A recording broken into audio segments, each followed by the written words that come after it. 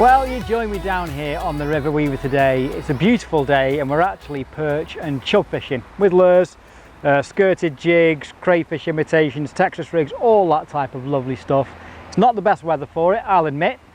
It's bright, sunny, not a cloud in the sky, but we are on a river with loads of cover, loads of snags, so hopefully we'll find a few in the snags. I've already been out this morning, my faithful cameraman's just turned up. I've already had a couple of fish. Had a lovely chub that's possibly a PB for me for the Weaver, which is lovely, and a little perch as well. So what we'll do, we'll show you that footage now while we get to the new spot, and then we'll touch base with you there. See you soon.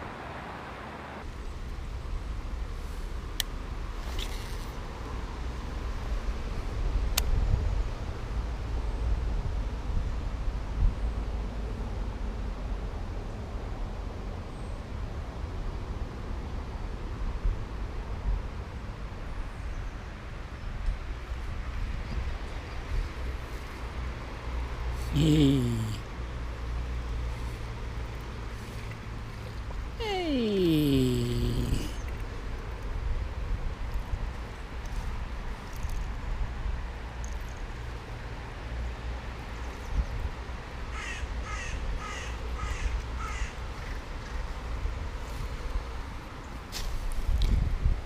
Hey, first fish.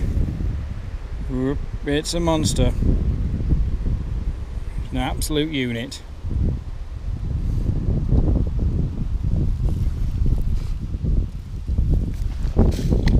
Oh, you went back. We're into one. Didn't even get to turn the GoPro on. What is it? Oh, it's a nice chub.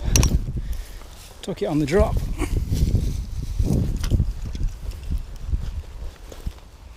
Try and get me net sorted and grab a nettle. It's a lovely chub. Extend me net out a little bit. Ooh.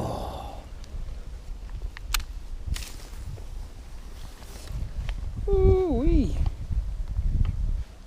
Lovely chubbly. We need to get somewhere where we can get the camera out and do some footage. Well, we've finally got a decent fish. Camera's on a bit of a jaunty angle because I'm in the middle of the undergrowth with about 3 foot of bank. But we've got one and it's a really decent chub. Probably my biggest chub from the river actually. Let's see if he'll actually play ball.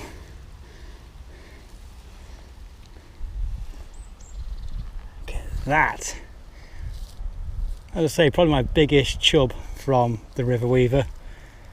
I'm not good at estimating sizes, so I'm not going to, but it's probably a good £4 maybe. I've got my scales with me, but it's absolutely roasting, so I don't keep it out for long. But it is a mega fish and I'm very happy with this, to say the least. Gonna get a couple of stills, get it back in, we'll get back on the same spot again because that took it on the drop. Took a skirted jig. We've got some from 4th Street coming in soon with a white crayfish imitation trailer.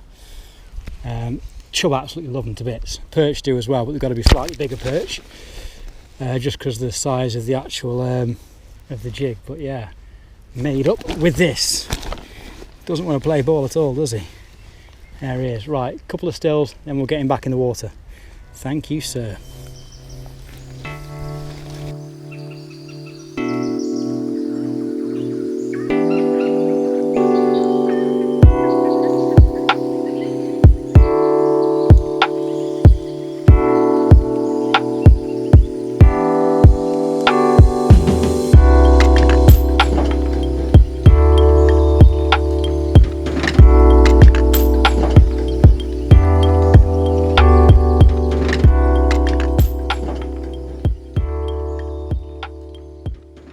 Well, we're over the other side of the river now. We've fished a couple of spots, had no luck, but I've been snapped off on a snag, so it's a perfect time to show you how I rig up for this situation.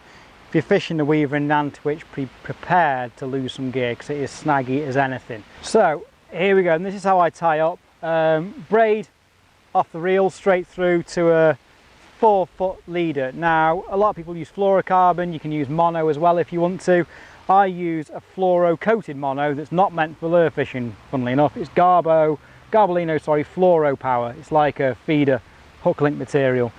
Use it in 0.25, it's fluoro-coated mono, so you get all the abrasion resistant qualities of fluoro, but it's not as heavy as normal fluoro, so it won't sink into the snag straight away. So that's the hook link material I use. I tie it onto the braid with an Albright knot. Dead simple, dead straightforward, and on the end of there I'm going to put the jig on. So we'll do the Albright knot first, then we'll put the jig on the end. Right, so first off then we start by folding over the end to form a loop, if you like. We're not going to tie a knot in there. Fold over a good few inches so you've got plenty to play with, and then you want to squeeze the little loop at the end just to make it easy to work with. Poke your braid through, couldn't be any simpler, and then lock it off with the other finger like that. And then from there you're going to wrap the braid around the fluorocarbon 7 times. 1, 2, 3, 4, 5, 6, 7. And then you're going to thread it back through the loop at the top, making sure it exits the same way as the braid that went in does. Like that.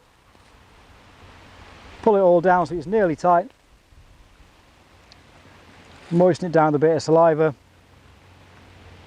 Give both main ends a good pull. And that is your Albright knot done. Trim the tag ends and that bit is all done. So the jig I'm using, it's a skirted jig. We've got these coming in stock from Quantum and 4th Street over the next couple of weeks or so. It's got a weed guard on the top there, which squashes down when the fish takes the bait, and it's got a skirt on the bottom there to add a bit of attraction. This is a black and blue. It's really good in slightly coloured water. I was using natural earlier, but I've lost my last natural skirted jig, so we're on a black and blue now. Don't think I'll make a difference either way. To tie that on, I do a bit of a different knot. I don't know what it's called, but I thread it through the jig like that, and then I fold it down like so, so you've pinched it like that, and I go round it 6 times, back up through the hole at the top, pull it tight, a bit of saliva, pull the main strand down, just give the tag end a bit of a pull. And I've found with this knot you always get that hook link exiting dead centre. As I say, don't know what the knot's called, don't know if it's a normal knot that I tie a weird way, but it's just the one that I use for my lure fishing. So I love using creature baits. If you know me at all, I am obsessed with using creature baits, fox rage critters, loads of other designs in there, love them to bits. The colours work well today is white for whatever reason, maybe it's the clarity of the water, I don't know, but your more natural colours work really well as well, like these here, and also your UV type colours work really well also, but I've got loads of confidence in white. So here's what I do. I'll take quite a large creature bait. You can see there now that's too big for the jig itself, so I need to cut it down. So to cut it down,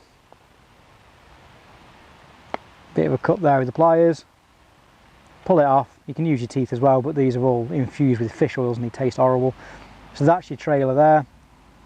Then you rig it up like any normal jig. So threading in from the back there, it's a bit awkward with the weed guard, threading in from the back there, coming down, punching out right in the middle of his head, flip it over, make sure all the skirt's out of the way, push it down, and that there is what I'm using. Some people will think that's absolutely insane for perch fishing, but trust me, it works very, very well.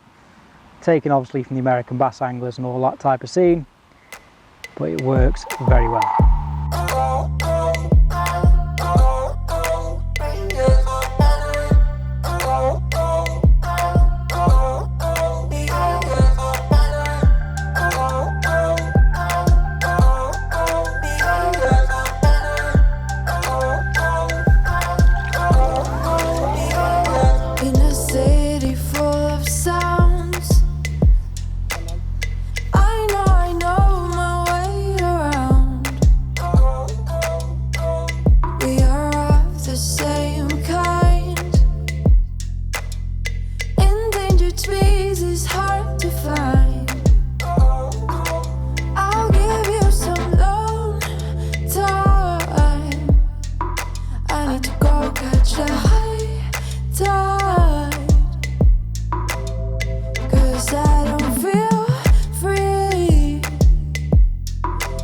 letting you know where I want to be.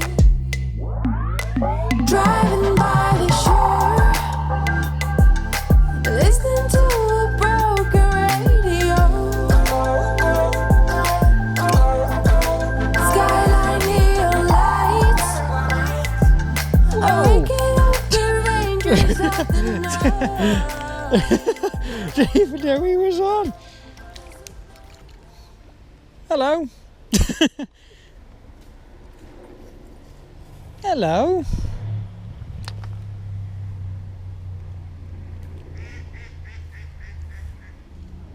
Well, it's been a bit of a slow day, to be honest, but I've just randomly caught a perch that I didn't know I had on.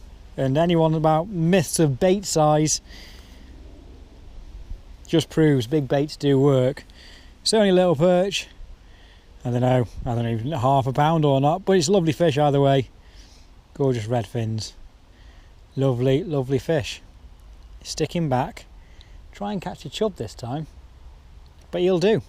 He'll do nicely.